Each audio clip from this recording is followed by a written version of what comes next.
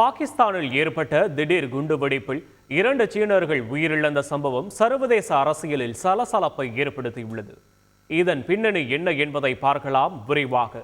தொடர் செய்திகளுக்கு இணைந்திருங்கள் தந்தி செய்திகளுடன்.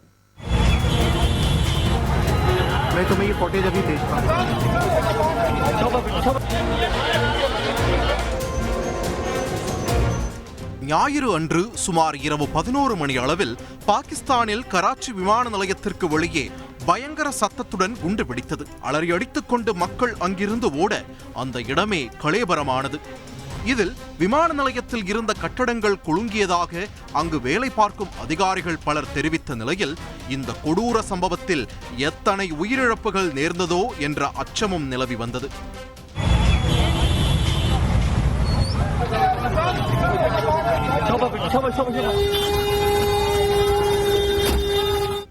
குண்டுவெடிப்பால் ஏற்பட்ட தீயை போராடி அணைத்த பின்னர் 2 பேர் உயிரிழந்தது தெரிய வந்துள்ளது.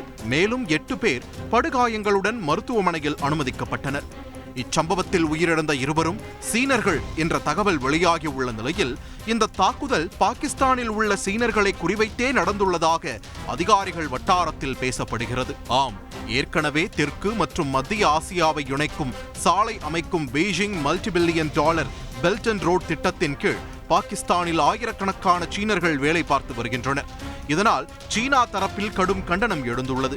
இச்சம்பவத்தை சுட்டிக்காட்டி பேசியுள்ள சீன வெளியுறவுத்துறை இதனை பயங்கரவாத தாக்குதல் என்றும் குறிப்பிட்டுள்ளது. இந்நிலையில் இந்த குண்டுவெடிப்பு சம்பவத்தை அரங்கேற்றியதாக பலுச்சிஸ்தான் விடுதலை இயக்கம் பொறுப்பேற்றுக் கொண்டுள்ளது. அதிலும் பாகிஸ்தானில் வேலை பார்த்து வரும் சீனர்களை குறிவைத்து மேம்படுத்தப்பட்ட வெடிமருந்து கருவியை பயன்படுத்தி இந்த குண்டுவெடிப்பை நிகழ்த்தியதாக கூறியுள்ளது பலுச்சிஸ்தான் விடுதலை இயக்கம். கடந்த ஓராண்டாக பாகிஸ்தானில் பயங்கரவாத தாக்குதல் அதிகரித்துள்ளதாக கூறப்படும் நிலையில் தற்போதைய குண்டுவெடிப்பு மக்கள் மத்தியில் பீதியை கிளப்பியுள்ளது.